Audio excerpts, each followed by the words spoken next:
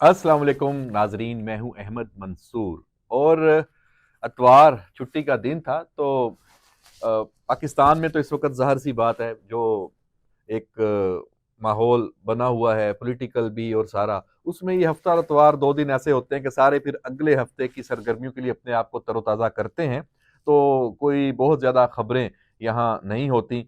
लेकिन इस वक्त जो सबसे ज़ेर बहस मामला चल रहा है वो है जनाब अमेरिका वाशिंगटन डीसी में अमेरिका के नए सदर डोनाल्ड ट्रंप, उन्होंने हल्फ लेना है और उसकी तैयारियां सारी शुरू हैं। एक उसमें था कि कौन कौन शरीक होगा, ये एक पाकिस्तान में तो सबसे बड़ी लड़ाई इस वक्त यही चल रही है।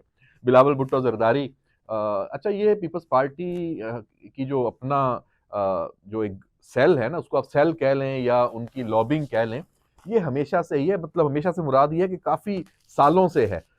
अमरीकी सदर का एक सालाना नाश्ता होता है, ब्रेकफास्ट, वो उसमें भी शरीक होते हैं। उनका एक तरीकाकार है वहाँ, वो आप उसके टिकट्स लेते हैं, टेबल बुक करते हैं। तो ये एक अमल है मुसलसल, अपनी जो पीआर को बेहतर करने के लिए सारी दुनिया में जो लोग हैं वो करते हैं। और पाकिस्तान के की तरफ से इस पे तवज्जो सिर्फ और सिर्फ पीपल्स पार्टी और बिलावल भुट्टो जरदारी, खास तौर पे आसफ अली जरदारी ने भी इससे पहले इस पे वर्क किया, शहरी रहमान इसमें पेश पेश रहती हैं।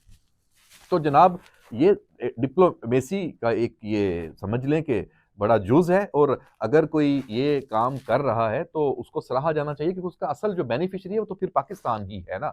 जब पाकिस्तान के लोगों, और क्योंकि बिलावल ने कोई वहां जाके अमेरिका से, अमेरिकी सदर से, अमेरिकी हुकूमत से ताल्लुकात बना के ये तो नहीं कहना ना कि इमरान खान को रिहा करो या फलां को रिहा करो, फलां को सजा दो। उसने पाकिस्तान की बात करनी है। उसने इसको एक जस्ट एक जेस्चर के तौर पे लिया जाता है। और दुनिया में हमें बहुत सारे ममालिक और खुद अमेरिका से जो बासर लोग हैं वो इस कोशिश में होते हैं। तहरीक इंसाफ का एक ही इस वक्त प्रोपेगेंडा है, आप देख लें, उनकी सारी कोशिश इसी में है कि सदर ट्रंप आएगा और इमरान को छुड़ाएगा। ये उनका इस वक्त आखिरी, जो जिसको कहते हैं ना ट्रंप कार्ड, वो गो के वो उम्मीद दम तोड़ चुकी है। उस तरह अभी वहां से कोई इनको ठंडी हवाएं नहीं आ रही, लेकिन इनकी आखिरी आस उम्मीद तो अब यही रह गई है। आप उठा के देख लें एक्स और सोशल मीडिया, तो सारा उनके जो एक्स ट्विटर स्पेस जिसको कहते हैं, वहां पे डिस्कशन भी यही है कि जी ना फलां को टैग करें, ये वाला बयानिया बनाएं, जो ट्रंप इंतजामिया पे प्रेशर डलवाएं, फिर आर्टिकल लिखवाए जा रहे हैं। टेलीग्राफ में एक आर्टिकल है वो लिखा गया और उसमें उसको बड़ा अब ये कह रहे हैं कि जनाब ये जो सजा हुई है 190 मिलियन पाउंड की के केस में इमरान खान को, बानी पीटीआई को 14 साल की, ये असल में अब बुनियाद बन गई है कि अमेरिका के अगले 4 साल में पाकिस्तान के साथ ताल्लुकात इंतहाई कशीदा रहेंगे। सुभान अल्लाह, क्या मंतक है जनाब, क्या जनाब आपने किधर की बात कहां से मिलाई है। हद होती है वैसे कसम से। मतलब इस तरह की कैसे कर लेते हैं, इस तरह की जो इसको आप चवलें कह लें कि मतलब आप क्या, इसका कोई लॉजिक तो, मंतक तो बताएं। अमेरिकी सदर, एक पाकिस्तान का अदालती निज़ाम है, उसमें कोई सजा किसी को हो रही है तो वो जनाब पहले से ही कह दे, अपने आने से पहले ही, कि जनाब ये तो आपने बड़ा गलत कर दिया है, ये तो मुझे आपने समझ लें कि मेरे आने के बाद बड़ा मुझे एक तोहफा दिया है जनाब, कि मुझे ये टॉन्ट किया है। तो ठीक ऐसे थोड़ी होता है। अब ये ऐसी चीज है, ये दिनों हफ्तों में वाजे हो जानी है, क्लियर हो जानी है। और अमरीकी हुकूमत, अमेरिका की जो डीप स्टेट है, या अमेरिकी जो रियासत है, या अमेरिका के जो हुक्मरान है, उनके पूरी दुनिया के साथ जो ताल्लुकात हैं वो अमेरिकी पॉलिसियों और अमेरिकी मफादात के लिए होते हैं। हाँ, अगर आप अपने इस हवाले से अगर ये जस्टिफाई कर रहे हैं कि इमरान खान अमेरिकी मफादात का एक जुज है, हाँ फिर हम मान सकते हैं। फिर तो समझे कि आप सबूत दे रहे हैं, आप ये दावा कर रहे हैं कि इमरान खान अमेरिकी मफादात के लिए पाकिस्तान में सियासत करता है, पाकिस्तान की हुक्मरानी चाहता है, इसलिए जो अमेरिका में सदर आएगा उसको बड़ी तकलीफ होगी कि इमरान खान को सजा हुई है। हाँ, आपकी ये बात तो जनाब मानी जा सकती है। लेकिन ऐसा कहाँ है। इतना ये खुशफहमी, ये वही खुशफहमी है कि पूरा पाकिस्तान निकल आएगा, सजा होगी, आप मुजरम डिक्लेयर होंगे तो उसके खिलाफ लोग सड़कों पे आ जाएंगे। कोई नहीं निकला।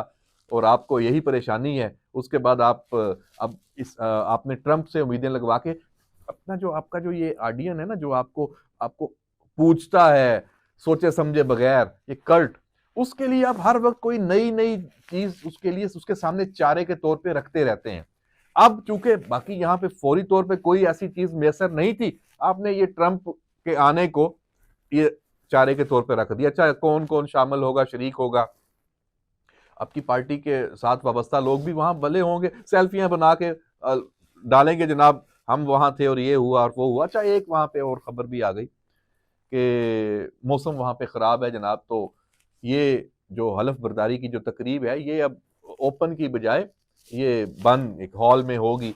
जाहिर सी बात है वहां लिमिटेड सीट्स होंगी, अरेंजमेंट्स अगर ऐसा होता है तो वो 96 की तादाद आ रही है, तो फिर उसमें जितने इन्विटेशन हैं उसका वो फिर कोई और हल तलाश कर लेंगे। तो ये कोई मतलब ऐसा कोई बड़ी बात तो है नहीं। ये तो यहाँ भी आप देखें 23 मार्च की जब फर्ज करें तकरीब होती है और वहाँ दो एक तो ओपन आपको पता है कि जो परेड एवेन्यू परेड ग्राउंड है वहां होती है, तो बारिश और मौसम खराब को मद्देनजर रखते हुए आप एक कन्वेंशन सेंटर में साथ ही इंतजाम कर लेते हैं कि जनाब अगर वहां पे नहीं हुई तो फिर यहाँ, फिर उसमें लिखा होता है जो आपका कार्ड, मुझे कई दफा ऐसा हुआ है कि जो जब भी बल्कि कार्ड आता है उसमें लिखा होता है, मेंशन होता है कि जब वहां होगी तो ये लोग इनवाइटेड होंगे, तो वहां होगी तो ये तादाद कम हो जाएगी। तो ये पूरी दुनिया में ऐसे ही होता है।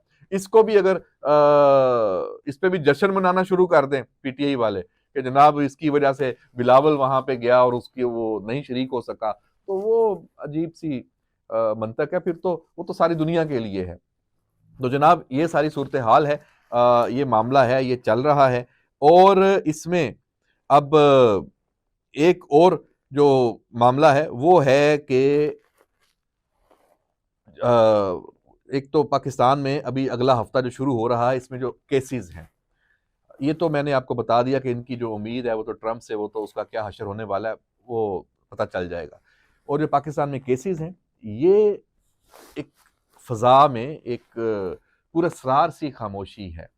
उससे ये एहसास जन्म ले रहा है कि ये मामला यहाँ पे रुक नहीं रहा एक सज़ा पे, ये मामला आगे जा रहा है और आने वाले जो हफ्ते हैं उसमें ये चीज़ें अदालती कार्रवाइयाँ, चूँकि सब चीज़ें आगे तक पहुँची हुई हैं जिस स्टेज पे, तो और मुश्किलात का सामना भी करना पड़ेगा पीटीआई के लीडर्स को, बानी पीटीआई को और तहरीक इंसाफ को। कोई अभी आपको मुज़ाकरात से कोई रास्ता मिल जाए वो कुछ कह नहीं सकते, और वो रास्ता क्या होना है, वो रास्ता आपको पार्लिमान के अंदर जो सियासत के कायदे-ज़वाबित हैं उसके तहत आपको सियासत करने का रास्ता मिल सकता है। इसके अलावा इससे बढ़ के अगर आप कोई ख्वाहिश करते हैं तो वो नाजायज़ ख्वाहिश तस्वर होगी और वो पूरी नहीं होगी।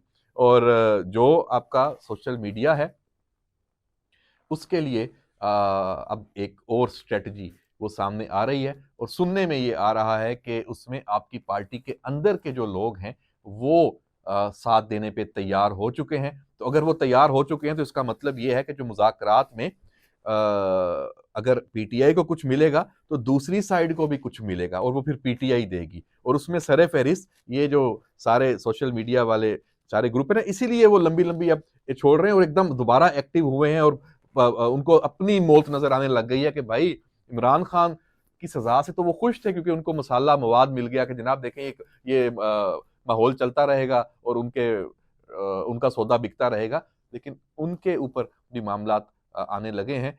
और आप एक और देख लें, बरतानिया से जो खबरें, वहाँ एक मुजाहरा हुआ और वहाँ से गिरफ्तारियां हुई, और उस गिरफ्तारियों में क्या हुआ होता है कि जनाब आपने ये एहतजाज इधर करना है और इससे आगे नहीं आपने आना।